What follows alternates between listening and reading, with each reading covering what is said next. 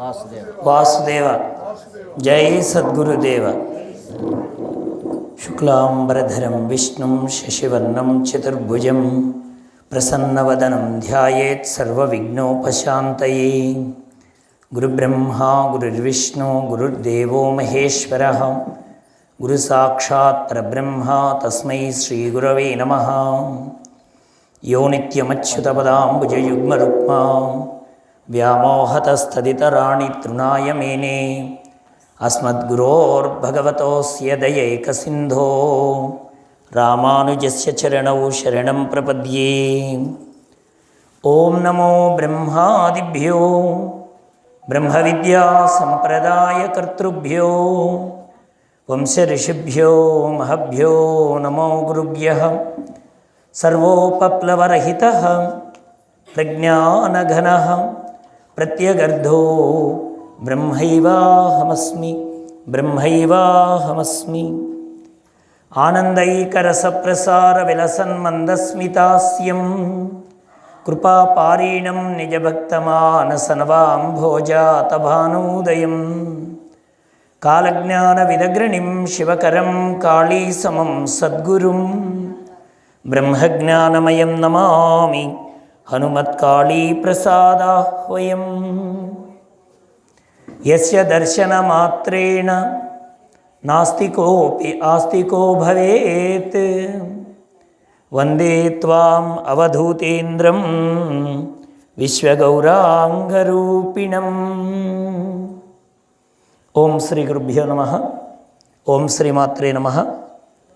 ప్రియ భగవద్బంధువులారా, సద్గురుదేవుల పరమ పరిపూర్ణమైనటువంటి అనుగ్రహంతో మన కామేపల్లి గ్రామంలో సద్గురు అవధూతేంద్ర సరస్వతీ స్వాముల వారి స్మృతి మందిర 31వ వార్షికోత్సవ మహోత్సవ కార్యక్రమాలు, మహాశివరాత్రి స్వామివారి యొక్క ఉత్సవాలు కూడా దీనిలో అంతర్భాగంగా జరుపుకుంటూ శ్రీ బాలా త్రిపుర సుందరీ సమేత ఇష్టకామేశ్వర స్వామి వారి యొక్క దివ్యలీలా కళ్యాణ మహోత్సవ కార్యక్రమాలు త్రయాహ్నిక యాగ దీక్షగా ప్రారంభం చేసుకుంటూ అఖండ హరే రామనామ సంకీర్తన సప్తాహ సహితంగా ఈ కార్యక్రమంలో చక్కగా మనం పంచమి పంచభూతేషి పంచసంఖ్యోపచారిణి అని అమ్మవారి యొక్క నామాల్లో 5 అనేటువంటి శబ్దం చాలా విశేషం.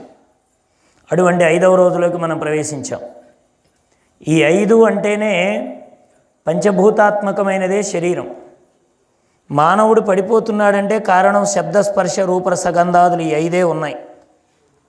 మానవుడు అజ్ఞానాంధకారంలో పడిపోవడానికి ఈ 5 కారణం. 6వది ఎక్కడి నుంచి రాదు అసలు. ఈ 5తోనే కామక్రోధాది గుణాలు కూడా మిళితమై ఉంటాయి. ఎందుకంటే దేహం పాంచభౌతికం కనుక. ఈ పాంచభౌతికమైనటువంటి దేహంలో చక్కగా సర్వేశ్వరుడు దీనిలో ఉండడం వల్ల ఇది కదులుతోంది, మాట్లాడుతోంది, చూడగలుగుతోంది, వింటుంది, అంటుంది, తింటుంది, తిన్నదాన్ని జీర్ణించుకుంటుంది. లోపలున్న సర్వేశ్వరుడు యొక్క అనుగ్రహం చేతనే దేనికి ఏ విధంగా మన ఆహారం అందాలో అది నిర్ణయింపబడి అవసరం లేనిది తిరిగి పిప్పి రూపంలో బయటకు పంపడానికి కూడా తానే కారణమై ఈ దేహాన్ని నడుపుతున్నవాడు సర్వేశ్వరుడు పరమాత్మ ఒక్కడే. అటువంటి పరమాత్మ యొక్క అనుభూతిని మనం పొందడానికి ఇదిగో ఇన్ని రకాలైనటువంటి మనకి అవసరాలు. ఎందుకంటే ఇక్కడికి రాకముందర కృష్ణమూర్తి గారు ఒక మాట చెప్పారు. ఏమండి, అందరికీ ఒకే రకమైనది రుచించదు కదా. ఒకే పదార్థాన్ని తల్లి అనేక రకాలుగా వండి పెడుతోంది పిల్లలకు. అది కాకరకాయ రూపంలోనే ఉండొచ్చు కాక, పులుసుగా పెడితే కొంతమందికి ఇష్టం, కారం చేరిస్తే ఇంకొంతమందికి ఇష్టం. అలా ఎలాగైతే పిల్లాడి ఇష్టాన్ని బట్టి ఒక పదార్థాన్ని ఆ పిల్లాడికి ఇష్టంగా తల్లి చేసి పెడుతోందో, అలాగే మహాత్ములైనటువంటి మహానుభావులు కూడా భక్తి అనేటువంటి మార్గాన్ని ఒక ఉపదేశంగా మనకి అందిస్తూ మోక్షం అనేటువంటి కైవల్య భవనాన్ని చేరడానికి మార్గాన్ని ఏర్పాటు చేశారు. ఈ మార్గంలో ఏదీ తక్కువ కాదు.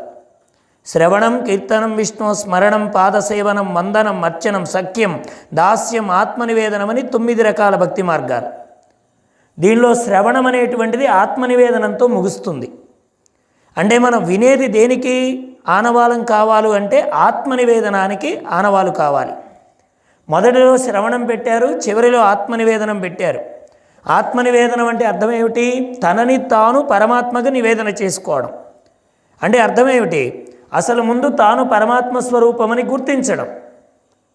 ఇంతకుముందు చెప్పారు కదా, స్వామి దేవాలయంలో ఉంటేనే దేవుడా, పూజా గదిలోనే ఉంటే దేవుడా? మరి పూజా గదిలో పూర్తి చేసుకున్నటువంటి పూజ అయిపోయిన తర్వాత మళ్ళీ దేవాలయానికి ఎందుకు వెడుతున్నాం మనం?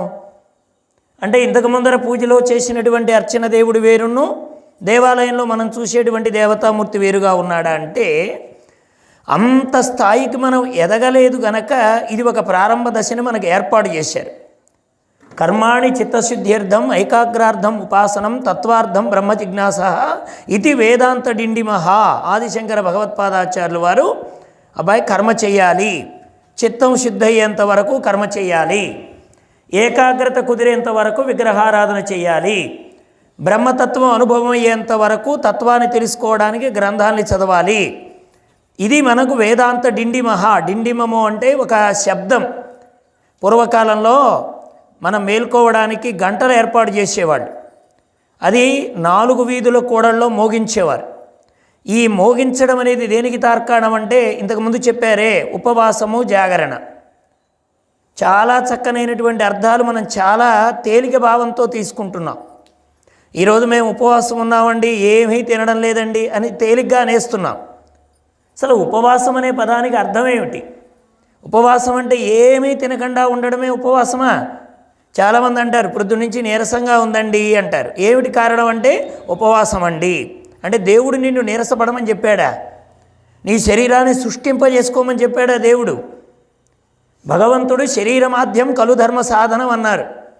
నీ శరీరం అనేటువంటిది బాగుంటేనే ధర్మ సాధన చేయగలుగుతావు అబ్బాయి. శరీరాన్ని పోషణ చేసుకో, అంతేగాని శరీర పోషణమే ప్రధానం కాదు.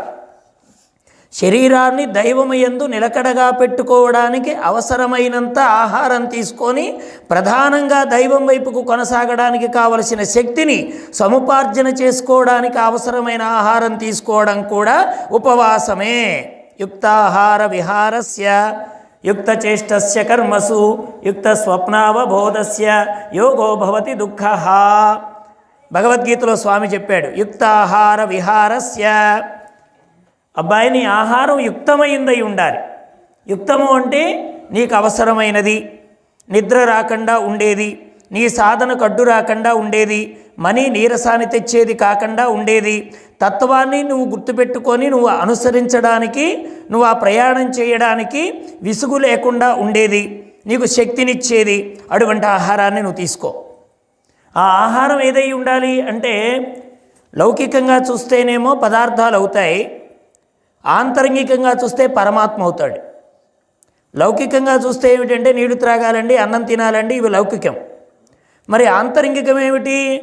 నీ ముఖాంబుజాత హరికదామృతము త్రావత్రావ మేను వదలెన్ అంతమాని నీరువట్టు ఆకలయున్మనము దొంగిలించే. భాగవతంలో దశమస్కందంలో శుకయోగీంద్రుల వారు భాగవతాన్ని చెప్తుంటే పరీక్షిత్ మహారాజు పరవశుడై అలా ఎదురు కూర్చుంటే అన్నాడు, ఏమయ్యా గుక్కెడి నీళ్ళ కోర్చుకోలేక కదా ఆ రోజు శమీకుడి మెడలో పామును వేసి వచ్చావు.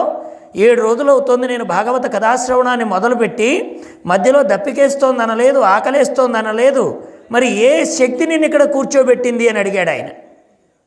అదే కదండి భాగవతం. గుక్కెడి నీళ్ళ కోర్చుకోలేక పామును వేసి వచ్చాడు. మీరు భాగవతం స్పష్టంగా చదివితే ఒక విషయం అర్థమవుతుంది.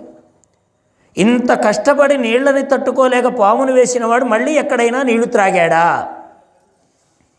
మరి ఎంత కష్టపడ్డవాడు ఎక్కడో చోట తాగాలి కదండి. ఆ ఆశ్రమంలోనో ఆశ్రమం బయట ఎక్కడో తాగాడని మనకు ఒక ఎవిడెన్స్ ఉండాలి కదా. మరి ఎందుకని నీళ్లు త్రాగలేదు ఆయన? మళ్ళీ ఎక్కడా త్రాగకుండా వెళ్ళిపోయాడే పరీక్షిత్ మహారాజు. అక్కడ ఎందుకు వచ్చింది అంటే జలమును జడముతో చెప్పారు. వేదాంత పరిభాషలో జలము అంటే జడము. ఎలాగైతే జలంలో మునిగినటువంటి వ్యక్తి కనబడకుండా ప్రయాణం చేసి మన వెనకకే వచ్చి ఇలా మనల్ని తడితే నా ముందు ఇక్కడ మునిగినవాడు ఇక్కడికి ఎలా వచ్చాడనే ఆశ్చర్యంతో వ్యక్తిని చూస్తామో, జడమైనటువంటి విషయాసక్తమైన ప్రపంచంలో మునిగినటువంటి వ్యక్తి కూడా కనబడకుండానే ప్రయాణం చేస్తాడు. అందుకే కనపడని దానికి మాయా అని పేరు. మాయకు ఉపలక్షణమే జలం. మీరు బాగా ఆలోచించండి. భాగవతంలో కానీ రామాయణంలో కానీ జలం వచ్చిన చోట బోధ జరుగుతుంది. నారద మహర్షుల వారు ఆయన పుట్టలో ఉన్నప్పుడు ఆయనకి బోధ చేస్తాడు 2 అక్షరాల మహామంత్రం. ఆ మంత్రాన్ని నిరంతరం మననం చేశాడు. 12 సంవత్సరాల పాటు మననం చేశాడు. 12 లక్షల మార్లు పురస్చరణ చేశాడు. 24 లక్షల మార్లు రామనామాన్ని లోపల పుట్టలో ఉండి మననం చేశాడు. ఆయన మననం చేసిన తర్వాత మార్పు రాకపోతే వీడు మానవుడే అవుతాడే కానీ మహాత్ముడు కాదు. వెనకడికి ఎవడో నా ఇంటి దగ్గర బాగా అన్నం తినొచ్చానంటే అన్నం పెట్టమన్నాడట. ఇది ఎంత అసంబద్ధంగా ఉందో చూడండి. నా ఇంటి దగ్గర అన్నం తినొచ్చాను, అన్నం పెట్టండి అన్నాడట. తిన్నదే నిజమైతే అన్నం అడగడానికి వీల్లేదు, అన్నం అడిగిందే నిజమైతే తిన్నది అబద్ధం. అలాగే మంత్రాన్ని మననం చేసామంటే మార్పు మనలో రావాలి. అంతేగాని మంత్రం చేస్తున్నామండి మారలేదండి అంటే ఆ ప్రభావం మంత్రము యొక్క శక్తి లేకపోవడం కాదండి, ఆ మంత్రశక్తిని అనుభవించేంతటి శక్తి మన దేహంగా మనం మలుచుకోలేకపోతున్నాం. అది మన లోపమే. మంత్రం చేస్తున్నాం మార్పు రాలేదంటే ఎవరి లోపం? మంత్రం లోపమా? మంత్రలోపం ఎప్పటికీ ఉండదు, మన లోపమే ఉంది. మన లోపాన్ని మనం మంత్రానికి ఆపాదిస్తున్నాం. మన వల్ల మంత్రానికి అపచారం జరుగుతోంది. మంత్రం చేస్తున్నారండి మారలేదండి, ఏం ఉపయోగం? మారవలసింది మనం. మంత్రం ఒక తోడ్పాటు అందిస్తుంది అంతే. చూడండి, ఒక ఈత రానివాడు ఈత వచ్చిన వాడు ఇద్దరు వెడుతున్నారు. ఓ ప్రవాహం ఎదురయ్యేటప్పటికీ ఈత వచ్చిన వాడు ఏం చేశాడు? గోచి పెట్టాడు, ఎగిరి దూకాడు, కాళ్ళు చేతులు ఆడించాడు, ఒడ్డుకెళ్ళిపోయాడు. ఈత రానివాడు అనుకున్నాడు ఈత కొట్టడం అంటే గోచి పెట్టి దూకి కాళ్ళు చేతులు ఆడిస్తే సరిపోతుంది అనుకున్నాడు. వీడికి ఎంతే ప్రామాణికం, వీడికి ఇంతే తెలుసు. వాడిలాగా గోచి పెట్టాడు, ఎగిరి దూకాడు, కాళ్ళు చేతులు ఆడిద్దామంటే మునిగిపోయాడు, చచ్చాడు. ఈత వచ్చిన వాడి ప్రయాణానికి ఈత రాని ప్రయాణానికి నది ఒక్కటే, ప్రవాహం ఒక్కటే. కాళ్ళు చేతులు ఇద్దరికీ ఉన్నాయి. ఈత వచ్చిన వాడికి కాళ్ళు చేతులు ఉన్నాయి, ఈత రాని వాడికి కాళ్ళు చేతులు ఉన్నాయి. ఈత వచ్చిన వాడి సాధన ఒడ్డుకు చేరిస్తే ఈత రాని వాడి యొక్క ప్రమాదం వాడిని మృత్యువుకు తీసుకెళ్ళింది. అలాగే సాధకుడికి ఇంద్రియాలు ఉంటాయి, మహాత్ములకి ఇంద్రియాలు ఉంటాయి, పామరులమైన మనకి ఇంద్రియాలు ఉంటాయి. వారు ఎలా నడుపుకున్నారనేది ప్రధానం అక్కడ. వారు ఇంతకుముందు చెప్పారు కదా, గురువుగారు ఏం తీసుకుంటారు? టీ తాగుతారా, కాఫీ తాగుతారా, పరుపు మీద పడుకుంటారా, నేల మీద పడుకుంటారా, బల్ల మీద పడుకుంటారా? ఎందుకంటే మనకి బయట దృష్టి ఉంది కానీ ఆంతరంగిక దృష్టి లేదు మనకి. అందుకని గురువుని కూడా మనం శరీరంతో చూస్తున్నాం. గురువుని శరీరంతో చూసిన వాడికి రౌరవాది నరకాలు తప్పవు అన్నారు మహాత్ములు. గురువుని శరీరంతో చూడడమే పెద్ద అజ్ఞానం. అజ్ఞానం అంటే పుస్తకాలు చదవకపోవడం కాదండి, గురువుని శరీరం అనుకోవడమే అజ్ఞానం. మా అమ్మ ఎప్పుడు పాడుతూ ఉంటారు మన మాతాజీ గారు, నరుడని చూచినావో గురునాథు కృతార్థత నొందజాలవు, ఈశ్వరుడని నమ్మినావో అల బ్రహ్మ పదార్థంబు ఎరుంగవచ్చు, నీ సరియగు లక్ష్యమొక్కటి చాలు సాధనలెల్ల కూర్చు, ఈశ్వరుడని నమ్మి భక్తి మనసా గురుపాదములాశ్రయింపుమా. సద్గురు అవధూతేంద్ర సరస్వతి స్వామీజీ మహారాజు వారు మనకు అందించిన గురువాణి అండి ఇది, గురు పదం ఇది.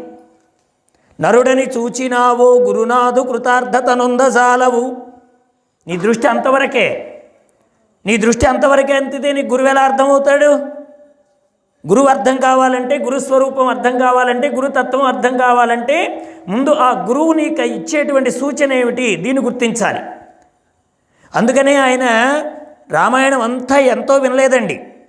ఆయన అడిగినటువంటి ప్రశ్నలు కరెక్ట్గా 16 ప్రశ్నలు అడిగాడు. కోన్వస్మిన్ సంప్రతాం లోకే గుణవాన్ కచ్చ వీర్యవాన్ ధర్మజ్ఞచ్చ కృతజ్ఞచ్చ సత్యవాక్యో దృఢవ్రత చారిత్రేణ చ కోయుక్త సర్వభూతహితేరత విద్వాన్ కస్సమర్థచ్చ సర్వైక ప్రియదర్శన ఆత్మావాన్యోజిత క్రోధో ద్యుతిమాన్ అనసూయక యస్య బిభ్యతి దేవాచ్చ జాతరోషస్య సంయుగే. ఈ 16 ప్రశ్నలు 16 గుణాలను గురించి అడిగాడు ఆయన. ఎవరయ్యా ఇలాంటి గుణాలు కలిగిన వాడంటే ఉన్నాడయ్యా.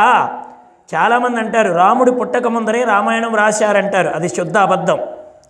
రాముడు పుట్టిన తరువాత, రాముడు ఉంటున్నప్పుడే, రాముడు గుణాలన్నీ ఎరిగినటువంటి మహాత్ములు సంచరించినటువంటి కాలంలోనే రామకథని రాసి లోకానికి అందించాడు వాల్మీకి మహర్షి. ఉన్నాడయ్యా అని మొదలుపెట్టాడు ఆయన. ఉన్నాడు అంటే అర్థమేమిటి? జరుగుతోంది ఆ కథ. రాముడు ఉన్నాడు అని చెప్పాడు, ఈ 16 గుణాలతో సంచరిస్తున్నాడు అని చెప్పాడు, ఈ 16 గుణాలు ఎంత వైభవంగా ఉంటాయని చెప్పాడు. ఆ గుణాలని తలచుకుంటూ ప్రయాణమై వెళ్ళాడు. ఎక్కడికి వెళ్ళాడు? భరద్వాజుడనే శిష్యుడిని వెంటబెట్టుకొని నదీ స్నానానికి వెడుతున్నాడు ఆయన వాల్మీకి మహర్షి వారు. సప్తర్షుల్లో భరద్వాజుడు వేరు, వాల్మీకి మహర్షి శిష్యుడిగా వచ్చిన భరద్వాజుడు వేరు. ఇద్దరూ నడిచి వెడుతూ ఉంటే దగ్గరలో ఉన్నటువంటి ఒక నదీ తీరాన్ని చూపించి రోజు గంగానది దాకా వెళ్ళే మహానుభావుడు ఈ రోజున తమసా నది దగ్గర ఆగిపోయాడు. ఆగిపోయి అకర్ధమమిదం తీర్థం భరద్వాజ నిశామయ, భరద్వాజ ఈ తీర్థం చూడవయా ఎంత రమ్యంగా ఉందో, సత్పురుషుడి మనస్సులాగా ఉంది కదా అన్నారు. చూడండి, కనబడుతున్నటువంటి ప్రకృతిలో పరమాత్మ వైభవాన్ని దర్శించగలిగిన వాడే నిజమైన ద్రష్ట. మనం చూసే దృష్టి వేరు, పరమాత్మ చూసేటువంటి పరమాత్మ స్వరూపంగా చూసే వాళ్ళ దృష్టి వేరు. ప్రతి నిమేషము పరబ్రహ్మంబు వీక్షించి మది చొక్కి వెలుపలను మరచువాడు. ఇది శుకయోగీంద్రుడి స్థితి. ఏం చెప్పారు భాగవతంలో? ప్రతి నిమేషము పరబ్రహ్మంబు వీక్షించి. నిమేషము అంటే రెప్పపాటు కాలం, నిమిషులు అనిమిషులు అని ఒక పదం ఉంది. అనిమిషులు అంటే దేవతలు, రెప్పలు వేయని వారు వారు. మనకు రెప్ప వేసే లక్షణం ఉంది. ప్రతి నిమేషము పరబ్రహ్మంబు వీక్షించి, రెప్పపాటు కాలంలో కూడా కన్ను మూస్తే ఆంతరంగిక దర్శనం, కన్ను తెరిస్తే బాహ్యంలో ఉన్న పరమాత్మ దర్శనం. మూసినా తెరిచినా ఉన్నది వాడే అని గుర్తించడం మహాత్ముల యొక్క లక్షణం. కన్ను తెరిచారా, జగత్తులో జగన్నాథుడు ఉన్నాడు. కన్ను మూశాడా, తనలో ఆంతరంగికంగా అచ్యుతుడు ఉన్నాడు. తెరిస్తే జగత్తులో జగన్నాథుడు, తను లోపలికి ప్రవేశిస్తే ఆంతరంగికంలో అచ్యుతుడు. ఇది మహాత్ములు చూసేటువంటి దర్శనం. ప్రతి నిమేషము పరబ్రహ్మంబు వీక్షించి మది చొక్కి వెలుపలను మరచువాడు. ఎంత అద్భుతం అండి భాగవతం, ఎంత చక్కగా చెప్పాడు. అడుగడుగునుకు మాధవాను చింతనామృత రసంబున మేను మరచువాడు, అంకించి తనలోన అఖిల ప్రపంచంబు శ్రీ విష్ణుమయమని చెలగువాడు. ఎంత అద్భుతం ప్రహ్లాద కుమారుడు. ఏమండి, అడుగు పెట్టేటప్పుడు, కాలు పెట్టేటప్పుడు ఇలా చూసి పెట్టేవాడు ప్రహ్లాదుడు. అంటే బాహ్యంగా కన్ను తెరిచి ప్రయాణం చేస్తున్నాడు ఆయన. అడుగు వేసేటప్పుడు ఏం చేసేవాడు? హరి హరి హరి అంటూ ఆ చింతనామృతంలో మేను మరచిపోయాడు. పోని అంకించి తనలోని అఖిల ప్రపంచంబు శ్రీ విష్ణుమయమని చెలగువాడు. మరి కన్ను తెరిచి అడుగు పెట్టేటప్పుడు కన్ను మూసేటువంటి లక్షణం లేదా ప్రహ్లాదుడికి? ఉంది. మరి కన్ను మూసేటప్పుడు ఏం చేసేవాడు? అంకించి తనలోని అఖిల ప్రపంచంబు. అంటే ఏ కన్ను మూసి రెప్పపాటు కాలంలో ఎవరి అనుగ్రహంతో మరలా ఈ లోకాన్ని చూడగలుగుతున్నాడో. ఎందుకంటే రెప్పపాటు కాలాన్ని కూడా మనం నమ్మడానికి వీల్లేదు. మృత్యువు ఏ సమయంలో ఆసన్నమవుతుందో ఎవరికీ తెలియదు. రెప్పపాటు కాలాన్ని కూడా మనం నమ్మకూడదు ప్రపంచంలో. అందుకనే నిజంగా నమ్మకం లేనిది ఏమిటంటే మానవుడి యొక్క ఆయుష్యే. వీడేం చేస్తున్నాడంటే ఈ నమ్మకం లేనిటువంటి ఆయుష్ని పట్టుకొని ఎన్నో నమ్మకాలు పెట్టుకొని జీవితం సాగిస్తున్నాడు. అది పెద్ద విశేషం. నేను 10 సంవత్సరాల తర్వాత ఇది చేస్తాను, సంవత్సరం తర్వాత అది చేస్తాను, 2 సంవత్సరాల తర్వాత ఇది చేస్తాను. అసలు ఈ శ్వాస మీద ఎంత నమ్మకం ఉంది? గాలి పీల్చి మనం వదిలిన తర్వాత మళ్ళీ లోపలికి పీల్చడానికి అవకాశం ఉందంటే అది పరమాత్మ యొక్క అనుగ్రహం. ఆయన అనుగ్రహాన్ని నువ్వు ఎంత లెక్కేస్తావు? ప్రపంచంలో పరమాత్మ అనుగ్రహాన్ని మనం ఎలా లెక్కేస్తాం చెప్పండి? ఆయన అనుగ్రహము అంటే నీ ఉనికి ఆయన అనుగ్రహం.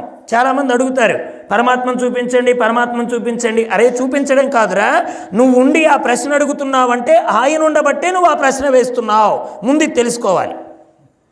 ఆయన నీలో ఉండి నీకు ఇంత శక్తి ఇచ్చాడు, ఇలా నిలబడి ఉన్నాడు కాబట్టి ఆ ప్రశ్న అడగడానికి నువ్వు ఉన్నావు అనే ఉనికికి ఆయనే కారణం. కాబట్టి అటువంటి పరమాత్మను నువ్వు ఎలా దర్శనం చేస్తావు?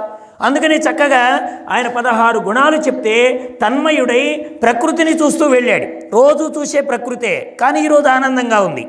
ఎందుకని? ఇంతకుముందు మన కృష్ణమూర్తి గారు అంతా రామమయం, ఈ జగమంతా రామమయం. చాలా గొప్పదండి రామదాసు తత్వం.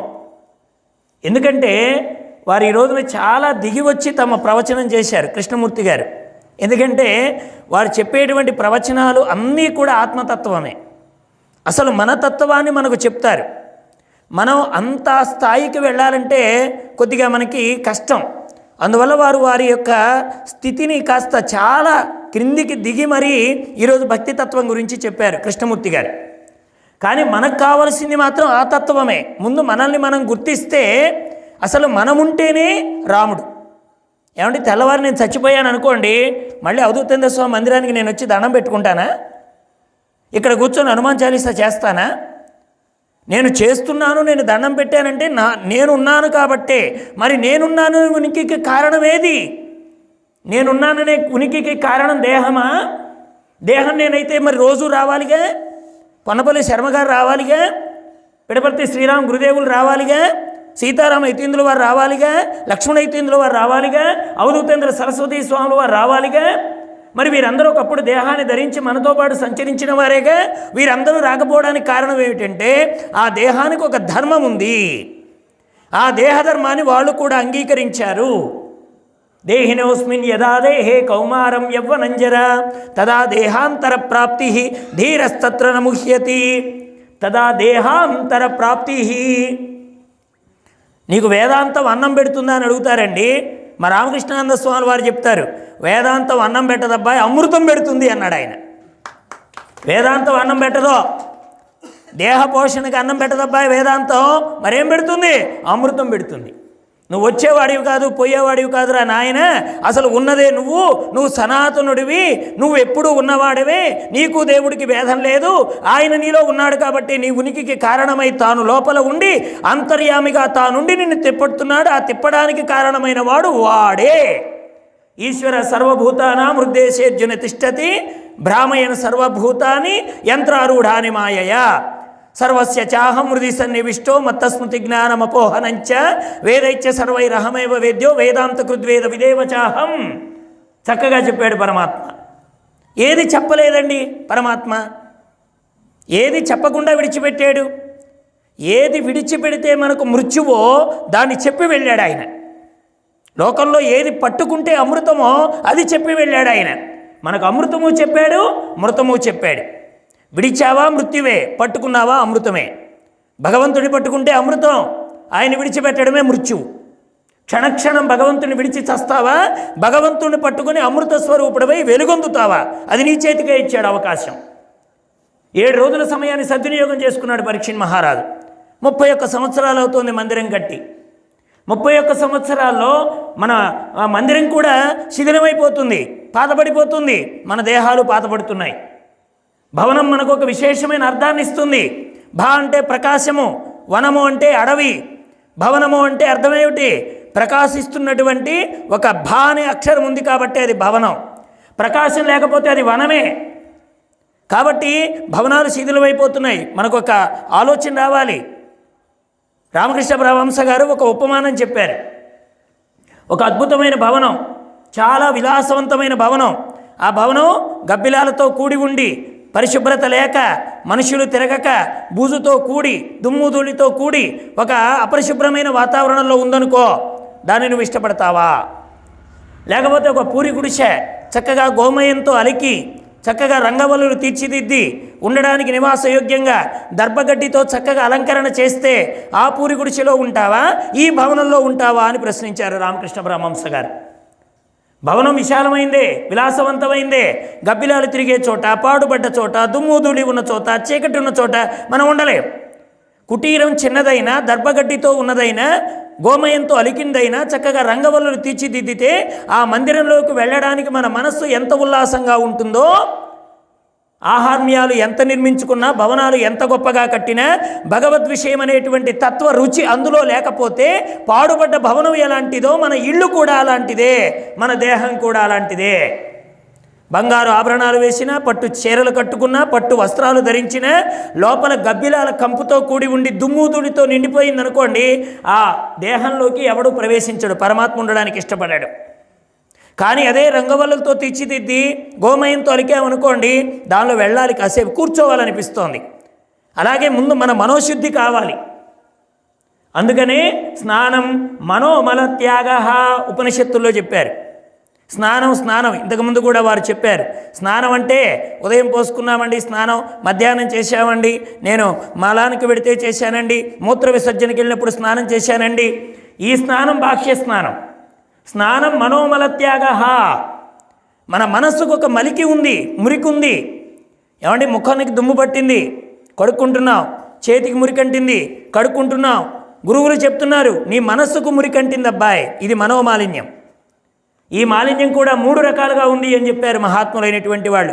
మలము, విక్షేపము, ఆవరణం. ఈ 3 దోషాలు నీకున్నాయి. మలదోషం అనేది భగవంతుడి యొక్క అనుగ్రహాన్ని కలగాలనేటువంటి బుద్ధిని కూడా కలగనివ్వదు. అలాగే విక్షేపం, వీడు భగవంతుడి గురించి వింటాడు కానీ కదులుతూ ఉంటాడు. ఆ విన్నంత వరకే, మళ్ళీ బయటికి వెళ్ళిన తర్వాత వ్యాపకాలు మామూలే. అది విక్షేపం, కదలికలు. ఆవరణం, ఒక తెర అడ్డుపడి ఉంటుంది, దానిపైన ఒక ఆవరణ కలిగి ఉంటుంది.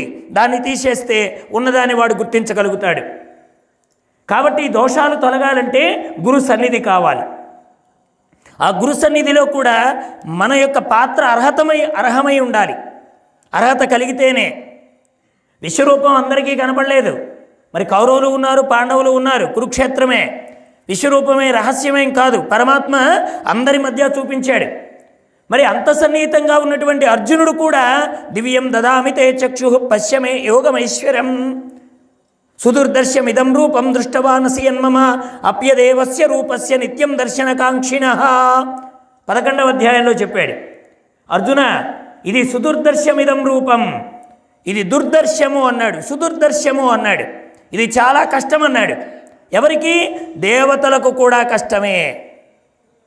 ఈ రూపము దేవతలకు కూడా దుర్లభం.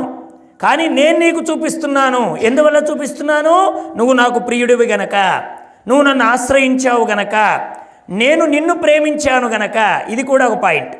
ఇంతకుముందు చెప్పారు కదా, మనం ఆయన్ని ప్రేమించడం వేరు, ఆయన మనల్ని ప్రేమించడం వేరు. భగవంతుడు ఏమంటున్నాడు? నేను నిన్ను ప్రేమించాను గనక, అంటే నువ్వు నాకు ప్రియుడు అయ్యావు గనక.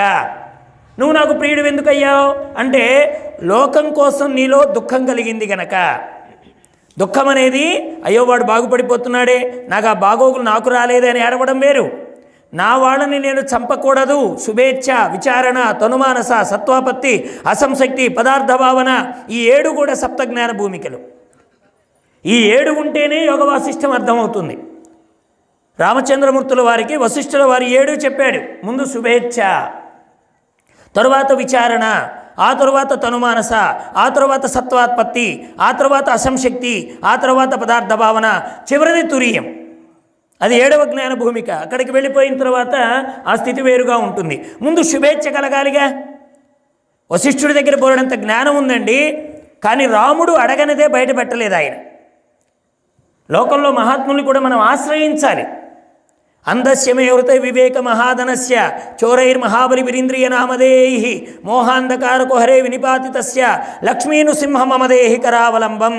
ఆదిశంకర భగవత్పాదాచార్యుల వారంతటి మహానుభావుడు అమలక మహారాజు గారి శరీరంలో ప్రవేశించి ఉభయ భారతీదేవి అడిగినటువంటి ప్రశ్నలకు సమాధానంగా తాను ఇంకో దేహంలోకి వెళ్ళి కావలసినటువంటి శాస్త్రాన్ని నేర్చుకొని బయటకు వచ్చే లోపల రాజుగారిలో కలిగిన మార్పుని గమనించినటువంటి వాళ్ళు అనాథ ప్రేత సంస్కారాన్ని జరపాలనే ఉద్దేశంతో ఎక్కడెక్కడ శరీరాలు ఉన్నాయో అటువంటి శరీరాన్ని అగ్నికి సంస్కారం చేస్తున్న సందర్భంలో ఆదిశంకరాచార్యుల వారి శరీరాన్ని కూడా గుర్తించి చితికి నిప్పంటించి ఆ దేహాన్ని కనుమరుగు చేయాలనేటువంటి ప్రయత్నం చేస్తున్నప్పుడు వారి శిష్యుల్లో మహానుభావుడు వెళ్ళి, అయ్యా మహారాజా, మీ దేహం వెళ్ళిపోతుంది, యతి దేహం తగలబడిపోతోందని చెప్తే అక్కడికి పరిగెత్తుతున్నటువంటి ఆదిశంకర భగవత్పాదాచార్యులు వారు స్తంభంలో నుంచి ఉద్భవించిన నరసింహమూర్తి వైభవాన్ని తలచుకొని, ఈ దేహం అవసరమయ్యా జ్ఞాన సముపార్జన కోసం, లోకానికి మళ్ళీ తత్వం అందించాలంటే దేహం కావాలని లక్ష్మీ నరసింహస్వామిని ప్రార్థించి తన దేహాన్ని రక్షించుకున్నాడు ఆయన. అందస్యమే హృదయ వివేక మహాధనస్య చోరైర్మహాబలి విరింద్రియ నామదేహి. ఎంత అద్భుతం అండి లక్ష్మీ నృసింహకరావలంబ స్తోత్రం. అందస్యమే హృత వివేక మహాధనస్య. స్వామి, గాఢాంధకారమైన చీకటిలో గొప్ప వెలుగుందటండి. ఇది విచిత్రం అండి. గాఢాంధకారమైన చీకటిలో గొప్ప వెలుగుందట. ఇది ఎవరైనా ఒప్పుకుంటారా? ఏమండి, నేను లైట్ వేశానండి, చీకటి పోలేదండి అన్నాడట. లైట్ వేసింది నిజమే, ఏమండి, చీకటి పోనిది నిజమే. ఎందుకని? నువ్వు కళ్ళు మూసావు కనుక. లైట్ వేశాం, ఇప్పుడు ఇంత లైట్ ఉందండి, మనం కళ్ళు మూసుకున్నాం, లైటు ప్రకాశాన్ని మనం అనుభవిస్తామా? లేదు కదా, మనం కళ్ళు మూసాం. ప్రకాశం ఇవ్వకపోవడం అనేటువంటిది లైట్లో దోషం లేదు, ప్రకాశం ఆ లైట్ యొక్క స్వరూపం. కానీ మనం కళ్ళు మూయడం అనేది మన దౌర్భాగ్యం. ఈ అంధకారం అనేటువంటి దీనిలోనే వివేకం అనేటువంటి ఒక గొప్ప జ్ఞానదీపం ఉందండి. మోహాంధకారకు హరే వినిపాతితస్య. దేనివల్ల ఆ జ్యోతిని చూడలేకపోతున్నాం? ఆదిశంకరాచార్యులు వారు అద్భుతంగా చెప్పారు. అంధకారంలో పడ్డాను, ఇక్కడ మోహాంధకారంలో పడ్డాను కాబట్టి జ్ఞానం అనే వెలుగుని నేను దర్శించలేకపోతున్నాను. ఎల్ల శరీరధారులకు ఇళ్లను చీకటి నూతి లోపలంద్రెళ్ళక వీరునేమను మతి భ్రమణమున భిన్నులై ప్రవర్తిల్లక సర్వమున్ అతని దివ్య కళామయమనుచు విష్ణునిందుల్లము చేర్చి తారడవి నుండుట మేలు నిశాచరాగ్రణి. భాగవతం చెప్పింది నరసింహస్వామి కొత్తగా వచ్చాడా, అసలు ఉన్నదే నరసింహుడా?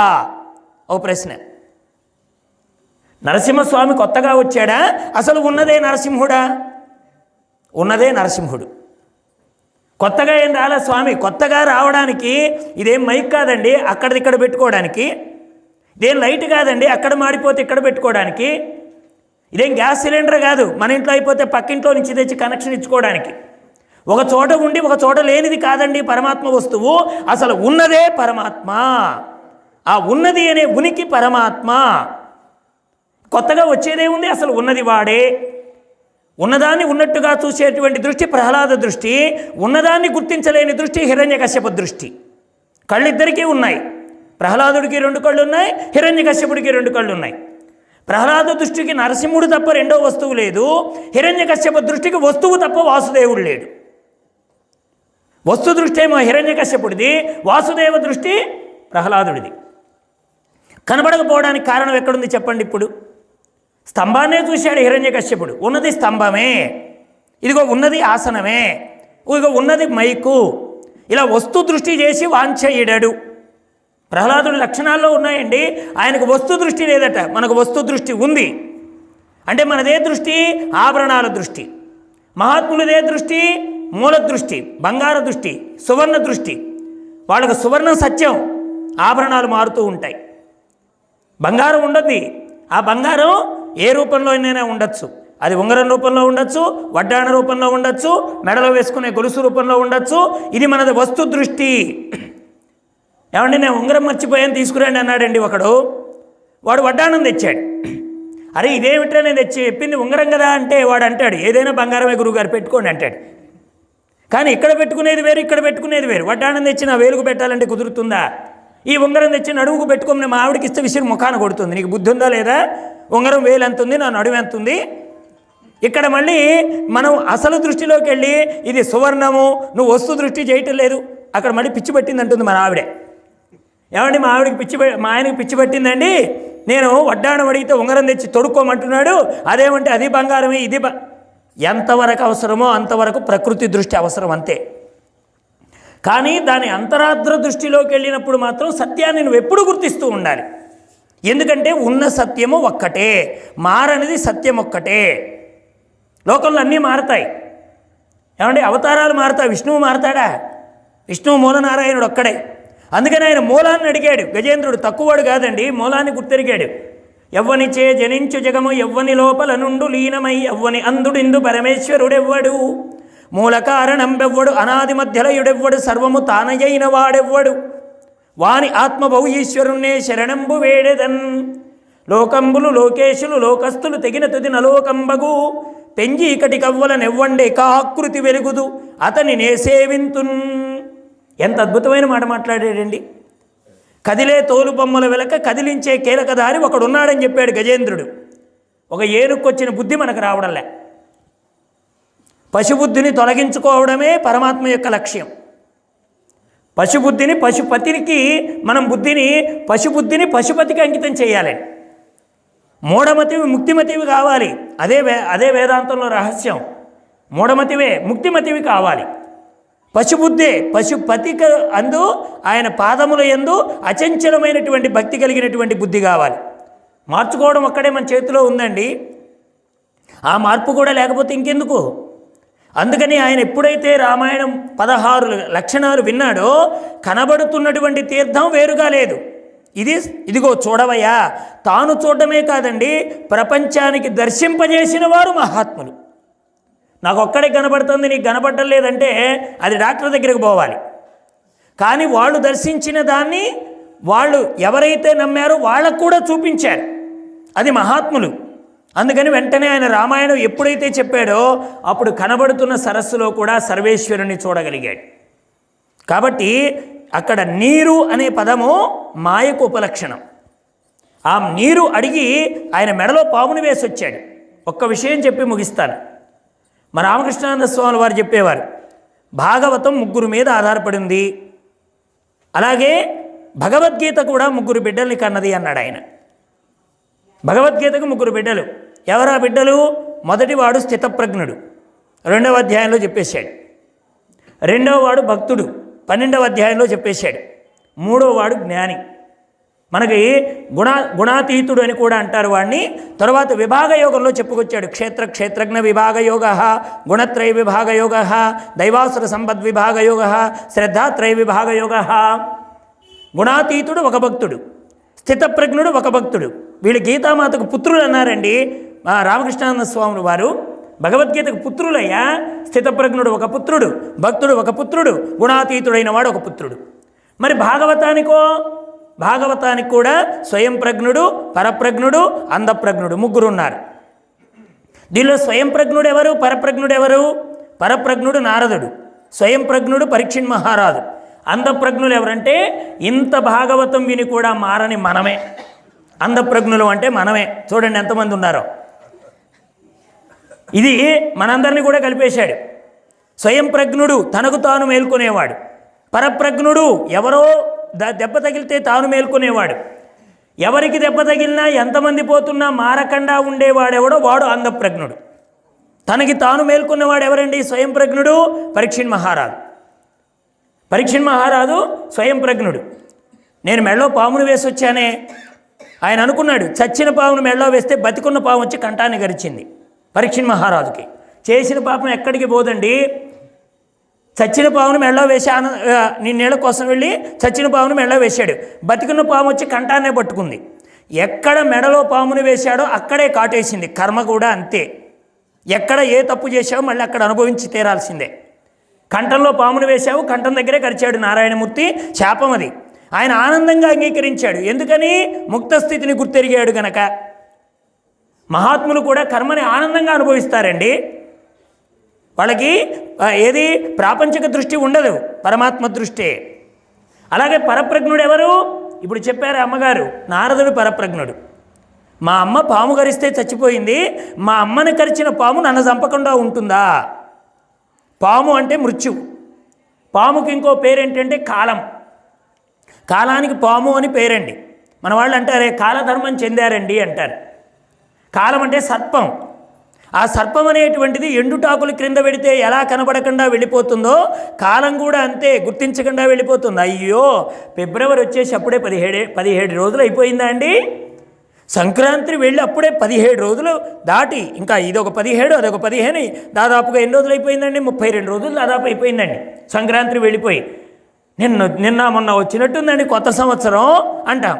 కాలం వెళ్ళిపోతుంది. ఎండుటాకుల కింద పాము ఎలా వెళ్ళిపోతుందో కాలం అలా వెళ్ళిపోతుంది. కాలాన్ని గుర్తించినటువంటి వాడు మహానుభావుడు. మా అమ్మను చంపిన పాము నా దగ్గర దాకా రాకుండా ఉంటుందా? మా అమ్మకు వచ్చిన మృత్యువు నాకు రాకుండా ఉంటుందా అని గుర్తెరిగి వాళ్ళ అమ్మ చనిపోతే మేల్కొన్నవాడు నారదుడు. ఆయన పరప్రజ్ఞుడు.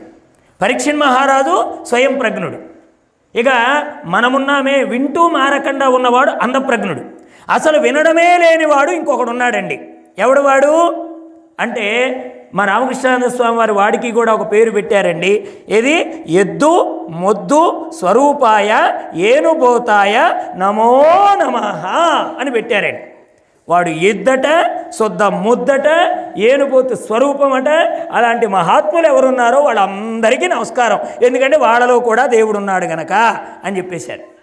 కాబట్టి అటువంటి మహాత్ముల యొక్క సన్నిధి, మహాత్ముల యొక్క వైభవాన్ని చక్కగా మనందరం వినేటువంటి అవకాశం. ఎందుకంటే లోకంలో ప్రపంచంలోకి పొమ్మని చెప్పేవాళ్ళు బోలెడు మంది ఉంటారండి. పరమాత్మ వైపు రమ్మని చెప్పేవాళ్ళు కొంతమందే ఉంటారు. కాబట్టి మనం ప్రపంచం వైపు వెళ్ళాలా, పరమాత్మ వైపు వెళ్ళాలా, అది మన నిర్ణయం మీద ఆధారపడి ఉంటుందండి. అబ్బా ఆ వైపు పెడితే ఇల్లందు పోతా, ఈ వైపు పెడితే ఖమ్మం పెడతామని బోర్డు పెట్టారంతే. నేను ఇటే పోతానండి, నాకు ఖమ్మం రావాలంటే నీకు చచ్చినా రాదు, చచ్చేంత వరకు ప్రయాణం చేసినా రాదు. ఇంకా ఖమ్మం దూరం అవుతుందే కానీ ప్రయాణం మనకు దగ్గరికి రాదు. మన ప్రయాణం ఏ వైపు పెడుతుందో ఒక సైన్ బోర్డు పెట్టి వెళ్ళారు మహాత్ములు. అబ్బాయి ఈ వైపు ఖమ్మం, ఈ వైపు ఇల్లందు అని. మనం వెళ్ళాలనుకున్న మార్గం వైపుకు ప్రయాణం చేయాలే కానీ మనం వెళ్ళాలనుకున్నటువంటి దానికి వ్యతిరేక దిశలో వెళ్ళి ఆ ప్రదేశం నాకు రాలేదనడం, ఏడవడం ఎంత వివేకమో మనం కూడా ఏ వైపు వెళ్ళాలో మనకు చక్కగా అందిస్తున్నారు. మీరు విన్నా వినకపోయినా రావడానికి మీకు కష్టమైన ఇంత దూరశ్రవణ యంత్రాల ద్వారా ఎందుకు పెట్టి వినిపిస్తున్నారంటే మనందరికీ మార్గనిర్దేశం చేయడానికే ఈ ప్రయత్నం. ఈ వైపు వెళ్ళండి, ఈ వైపు వెళ్ళండి. అయ్యా మీరు ఇళ్ళు వదిలిపెట్టి రాలేకపోతున్నా కానీ మీ ఇళ్లలోకి మేము తత్వాన్ని కూడా వినిపిస్తామని ఇంత భక్తి శ్రద్ధలతో ఇంత కార్యక్రమాన్ని నిర్వహిస్తున్నటువంటి అవధూతేంద్ర భక్త మండలి వారికి సహాయ సహకారాలు అందిస్తున్నటువంటి మీకు, వివిధ గ్రామాల నుంచి ప్రాంతాల నుంచి విచ్చేసి సంకీర్తన మహాయజ్ఞంలో మీ వంతుగా సేవా సహకారాలను అందిస్తున్నటువంటి భక్త మహాశయులు సంకీర్తన పరులందరి యొక్క దివ్య చరణారవిందములకు సాష్టాంగ దండ ప్రణామాలు సమర్పిస్తూ వాసుదేవ వాసుదేవ జై సద్గురుదేవ. అందరికీ జై గురు. మరిన్ని ఆధ్యాత్మిక రహస్యాల కోసం అచల బోధ, ఆత్మబోధ, భగవద్గీత, అలాగే పండుగల్లో దాగిన అర్థాలు, అంతరార్థాల కోసం మరియు యోగము, ధ్యానము మొదలైన అనేక ఆధ్యాత్మిక తెలుగు ప్రవచనాల కోసం క్రింద ఉన్నటువంటి రెడ్ కలర్ సబ్స్క్రైబ్ బటన్ను క్లిక్ చేయండి. అలాగే ప్రక్కనే ఉన్నటువంటి గంట సింబల్ను నొక్కండి. అలాగే ఈ వీడియో మీకు నచ్చినట్లయితే లైక్ చేయండి మరియు షేర్ చేయండి. జై గురు.